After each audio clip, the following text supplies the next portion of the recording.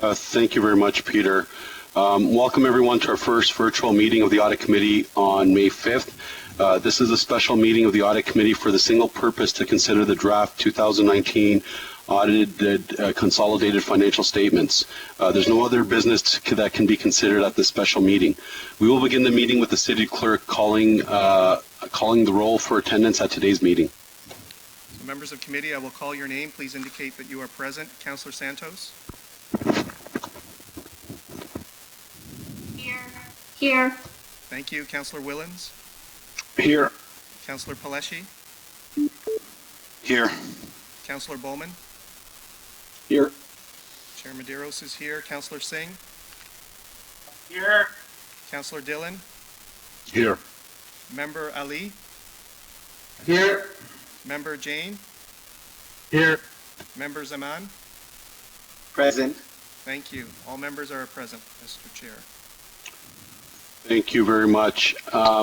We will have a motion moved by Councillor Paleshi to approve the agenda today, that the agenda for the Special Audit Committee meeting of May 5th, 2020 be approved and published and circulated. Instead of seeking a recorded vote for this item, I will ask if there's anyone opposed to the motion. Otherwise, your vote will count in the affirmative. Okay, there are no objections, so the motion carries. Do any members have a declaration of pecuniary interest under the Municipal Conflict of Interest Act for any matter to be considered on today's agenda? The clerk will so note for the meeting minutes. Consent, we have no items for the consent motion. And then our next is a delegation from Kevin Travers, partner KPMG, LLP Chartered Accountants, draft 2019 audited consolidated financial statements for the City of Brampton. So I'll hand it over to you, Kevin. Thank you, and good morning, everyone. I'm joined today by Maria Kushnut, Senior Manager involved in the audit for the City of Brampton. What we're going to do this morning is we're going to speak to the audit findings report. Management has prepared a report with respect to the financial statements as a whole. My comments this morning will be aimed at the audit of the financial statements per se. This is the second of two formal communications that we've had with this committee. The first, of course, was when we presented our audit plan. I'm going to start my comments, aimed around agenda page 6.1-54, the executive summary of our report. So the first thing that I want to comment on is with respect to the fact that we had presented our audit plan. We conduct our audit in accordance with the plan that was presented, so there's no changes to the plan that we presented to this committee. The audit itself is complete, meaning that we're in a position to provide our signed, unqualified audit opinion. The only items that are outstanding at this point in time are completing our conversation with this committee today, understanding that the financial statements are approved. At that point in time, we ask management to sign a representation letter, and then we issue our signed opinion. We confirm that we are independent of the city. We also wanted to draw your attention to a couple of high-level items, and that is, in fact, that we did not identify any control deficiencies during the course of our audit. It's a good news statement. I always provide the caveat when I make that comment that the audit itself, the objective is to provide an opinion on your financial statements, not to provide an opinion on your control environment. However, there are a number of internal controls that we look at and test during the course of our audit. And certainly had we encountered any controls as they support financial reporting that were either poorly designed or not operating as they had been designed, we would make comment this morning. In prior years, we have brought to this committee's attention opportunities for improvement in controls when they've been noted. We did not note any in the current year. So I'll move to the next page, 6155. The highlight on this slide is the fact that there are no corrected or uncorrected differences that were noted during the course of the audit as well.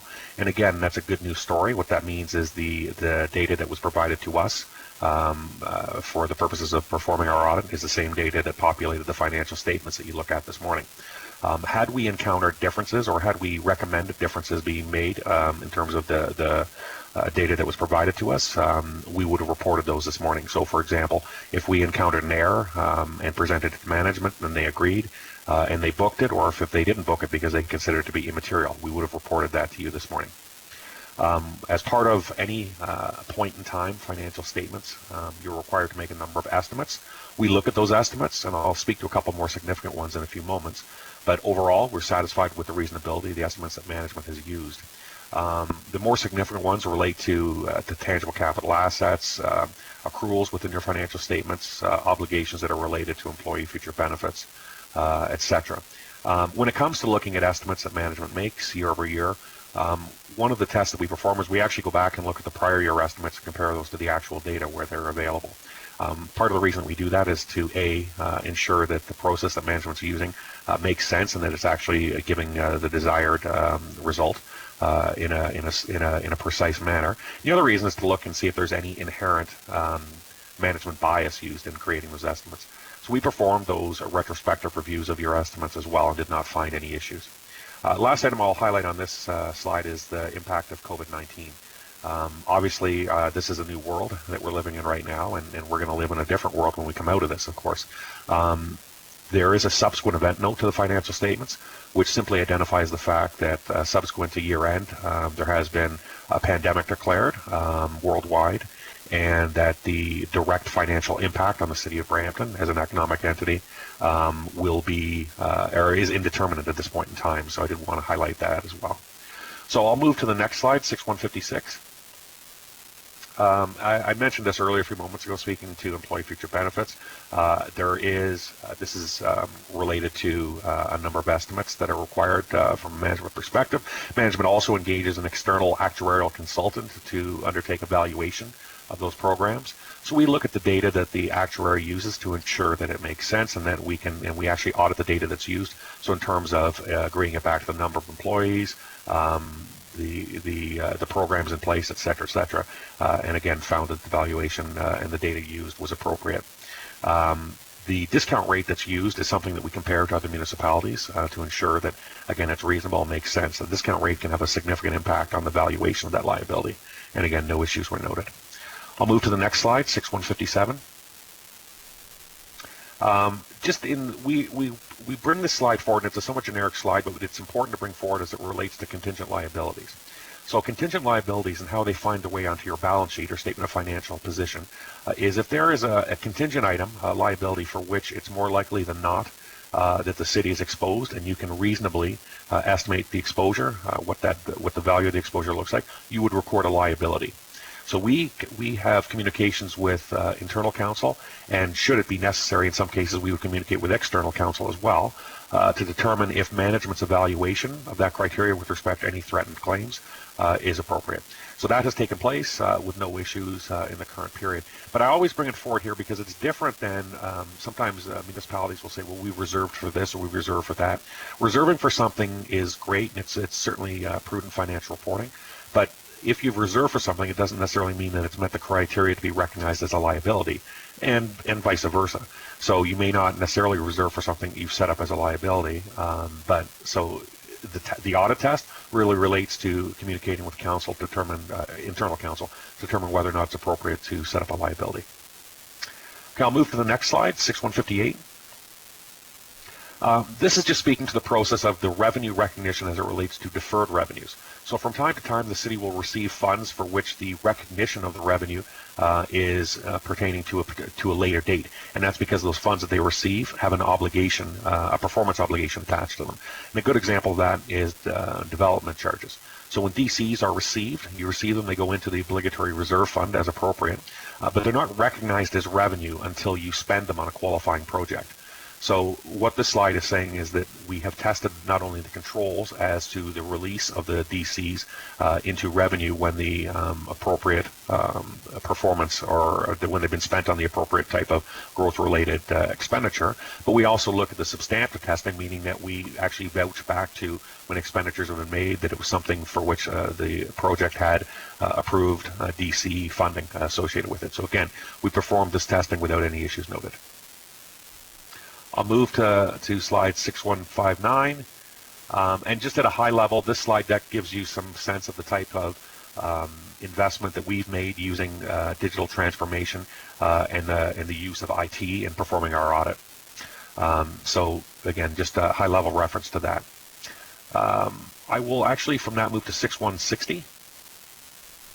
In the current period, the city adopted a new standard that relates to restructuring transactions. There were no restructuring transactions.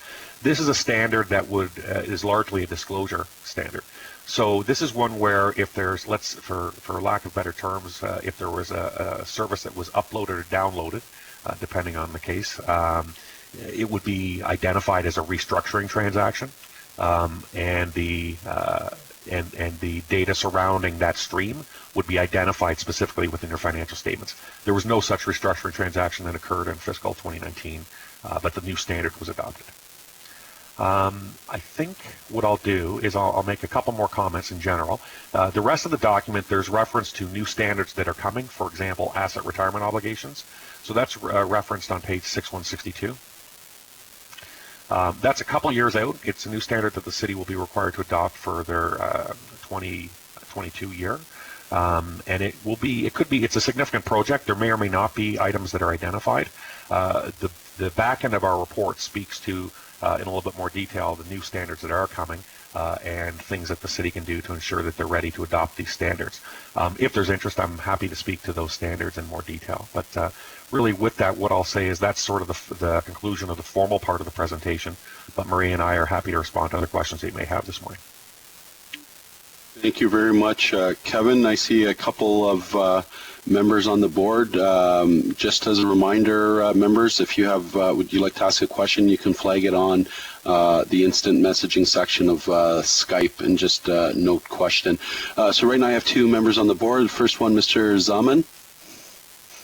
Thank you, Mr. Chair. So I have a quick question here relating to the long-term investments amount that I see on the balance sheet for the financial statements for the city here. I note it's a significant and material amount here that I see here of approximately $775 million. It's the single largest amount on the balance sheet here. I did not see much detail in note 3 about what's within this particular asset on the balance sheet. Could I, and I'm not sure if this question is more appropriate for auditors or management here, but could I request for somebody to speak a bit more about what's within this amount? And in particular, are there sort of any obligations or contingencies associated with this amount, or it's freely usable by the city? And sort of a follow-up to this inquiry would be, should the financial statement notes actually provide more details along sort of my lines of inquiry to shed more light here on this amount? I'll go first. It's Kevin here, and management may have an opportunity to jump in as well. With respect to the investment holdings that the city has, they're all confirmed with a third party. So in terms of the audit procedures that are performed, so not only the book value but market value associated with that. The presentation right now is in accordance with the public sector standards in terms of what is there. As for its availability for use, I do believe that a number of the reserve funds are represented by these investments as well, but that might be a question for management. So I'll pause there if there's an opportunity for management to augment what the comments I've made. Through the chair, this is Dave Sutton. The long-term investments, there are no external obligations tied to those. Effectively, those funds are being held for the delivery of approved capital projects, largely, and then there are some uncommitted reserve funds as well that make up the rest of those investments. Okay. I get a follow-up, if I may, Mr. Chair? Yeah, please. Yeah, I guess what I'm trying to understand is, where is this amount being held? Is it invested in, for example, financial assets? Is this a bank account, bank balance that's being held with one of the banks? What's within this asset? Yes, through the chair. So yes, you're correct. So it's a combination of things. Largely, the portfolio is in a bond portfolio, and we also hold GICs as well. And then there are some cash balances, high interest savings accounts, and some regular account savings. So it's mostly conservative investments, nothing investing in, for example, equities or anything along those lines? There is a very small portion invested in equities through one fund, which is the one place where we can actually invest in equities at this point in time, but it's a very small proportion of the total investment portfolio. Kevin Travers here again, and through the chair, just to add to that response as well, the Municipal Act is somewhat restrictive as to what municipalities are allowed to invest in. It has relaxed somewhat in the last few years, but part of the audit work we do is to ensure that the city's holdings are in compliance with the restrictions. And where might one be able to find those restrictions? That might be something that management, are you able to provide the restrictions that are placed upon your holdings? We can provide audit committee with the actual investment policy of the city, which also speaks to the regulations around the Municipal Act and the regulations as to what municipalities can invest in. Yeah, I'd be curious to take a look at that. Thank you very much. So I can follow up with audit committee with that information. Okay, great. Oh, go ahead, Mr. Zim. That's all I have, Mr. Chair. Thank you so much. Okay, thank you very much. Next on the board, Councillor Palashi.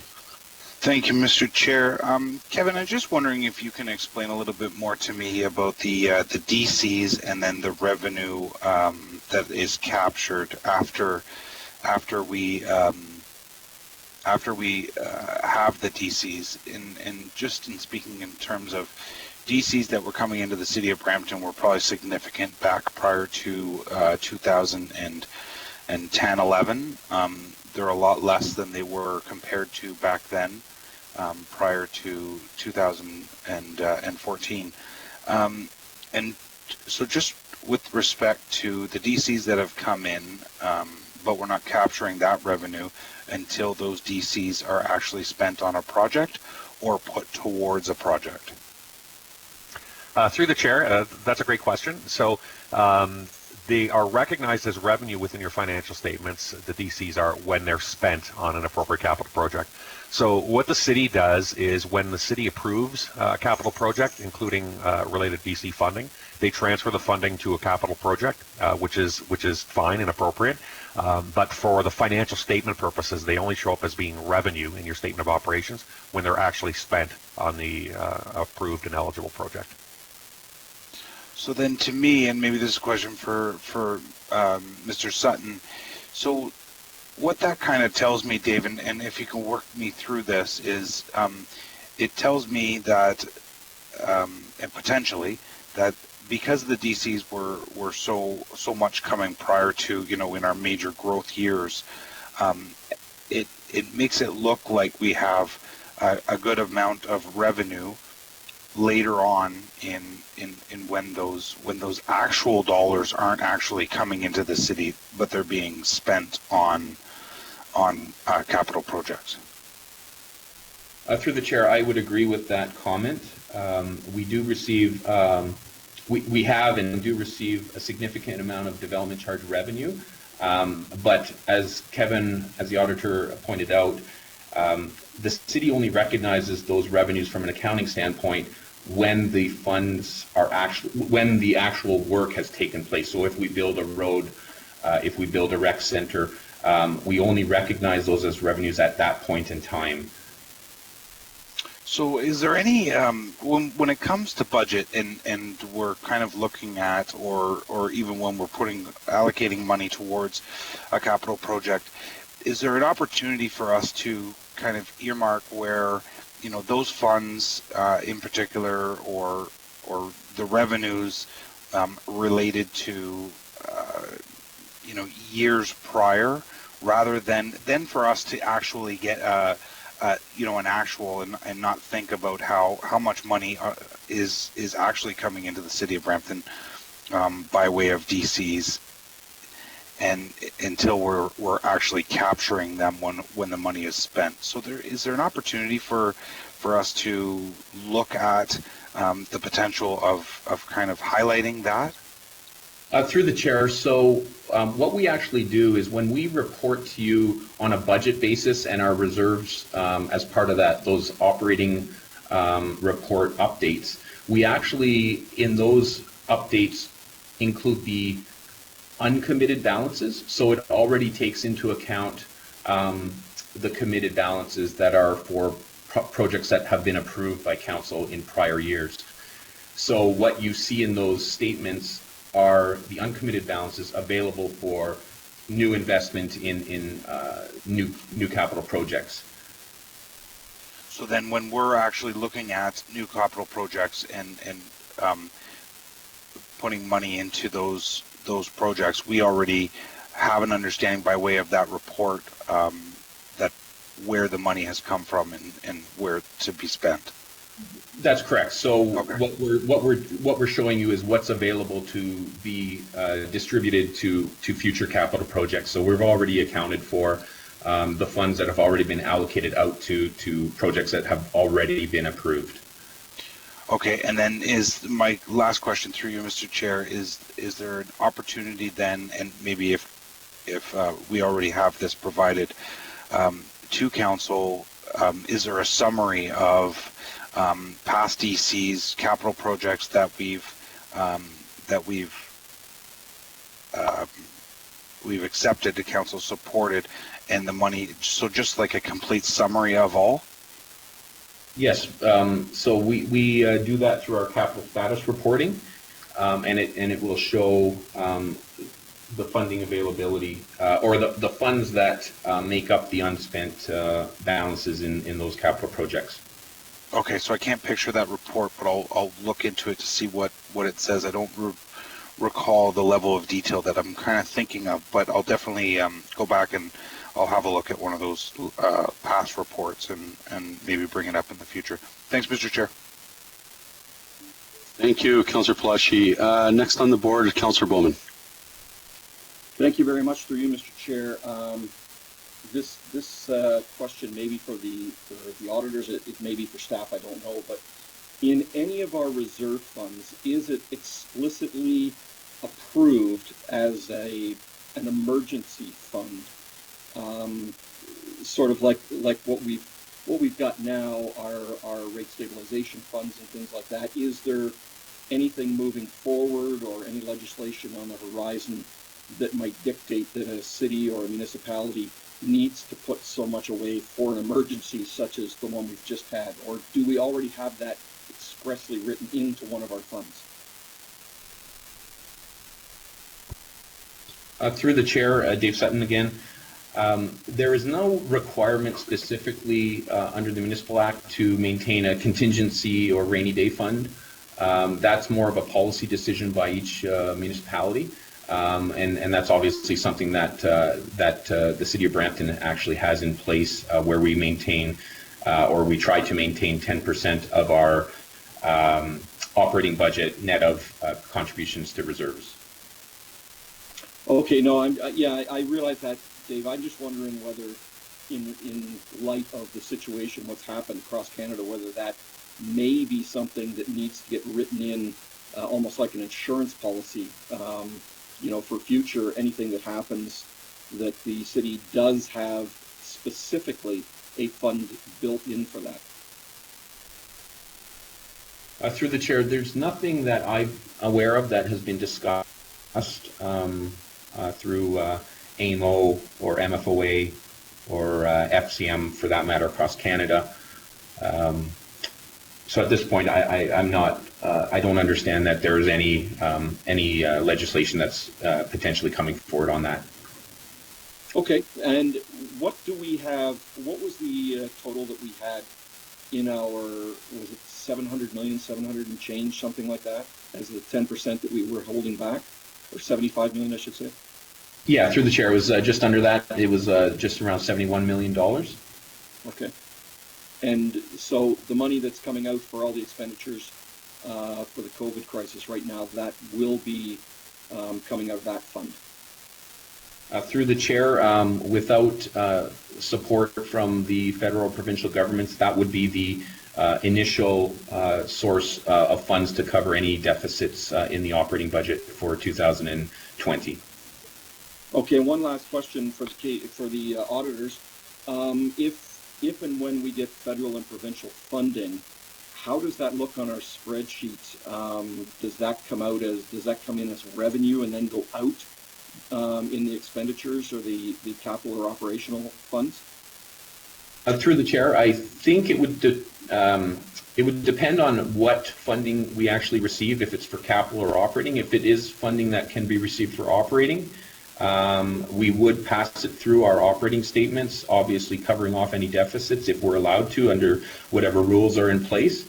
And then, or it would flow through our operating statement and then back to that general rate stabilization reserve. Okay, thank you.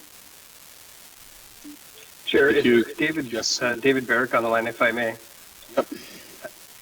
Thank you, Chair. I wanted to piggyback on a response that Dave Sutton gave from Councillor Bowman on the use of reserves, in essence, to carry the day on the emergency spending.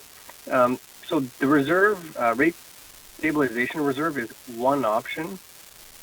There will be other options, and it will ultimately be up to council, but another one includes, as an example, $80 million of levy-supported capital in 2020 that's been approved that we may not be doing anyway, and so repurposing some of that as well. So and it may not be any one answer, it may be 2 or 3 or 4 different types of responses, inclusive of any revenues coming from other levels of government. So I just didn't want to give the notion that it's a complete reliance on that reserve pot. There are and will be other options for council's consideration. Thank you. Okay, thank you, CEO Barrick. As I see there are no further questions, can I get a motion to receive the delegation from Mr. Kevin Travers of KPMG, moved by Member Ali? Is there anyone opposed to this motion? Okay, yeah, that's fine. I think what they have it set up today. Oh, wait, sorry. I do see a question from Councillor Santos. Councillor Santos. Thank you. Sorry for the delay in me asking my question, and through you, Chair. Just a quick question for Kevin. What other areas do you think coming from this audit or other areas that you recommend we work on or that we can look at in the future, especially when it comes to our own audit plans in the future?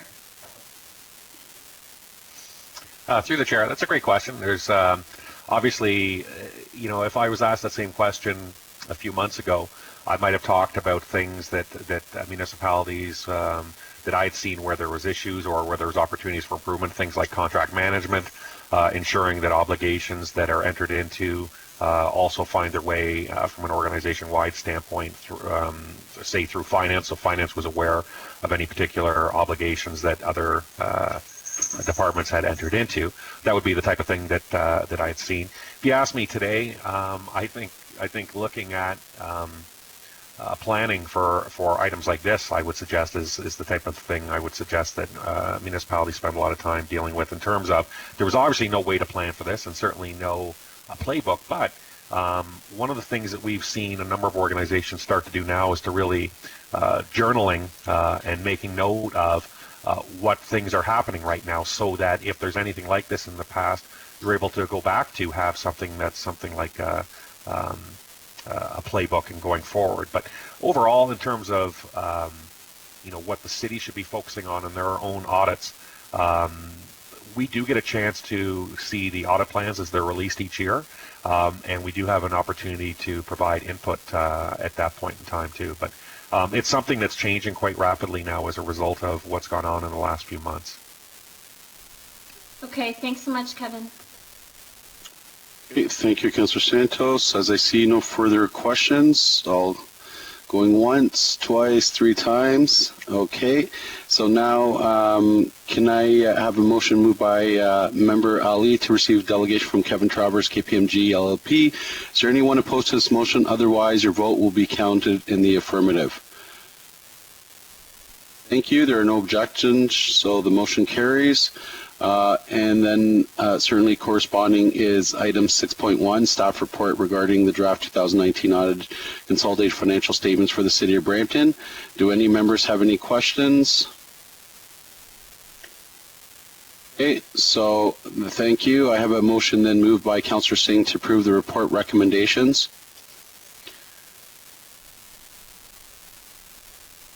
Is there anyone that opposed to this motion? Otherwise, your vote will be counted in the affirmative. No, thank you. There are no objections, so the motion carries. we move on to member question period. Our next item is, do any members have any questions or comments today? Okay, no, thank you, committee. We'll move on to our next item, public question period. So this is normally where we invite members of the public to come forward to the podium and ask any questions about any recommendation made at committee at today's meeting. Given our virtual meeting today, questions are sent to the City Clerk's office during the course of today's meeting to relay to committee. There's a 15-minute limit for all questions and answers. I will ask the clerk if there are any questions submitted during the course of today's meeting. Mr. Chair, no questions have been submitted. Thank you very much. Thus, members, our last item of business is adjournment, and our next meeting is Tuesday, January 16th at 9:30. I have a motion moved by member Jane to adjourn today's special meeting. Is there anyone opposed to this motion? Otherwise, your vote will be counted in the affirmative. There are no objections, so the motion carries. This meeting is adjourned.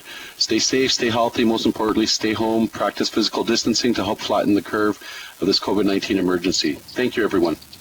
Thank you. Thank you.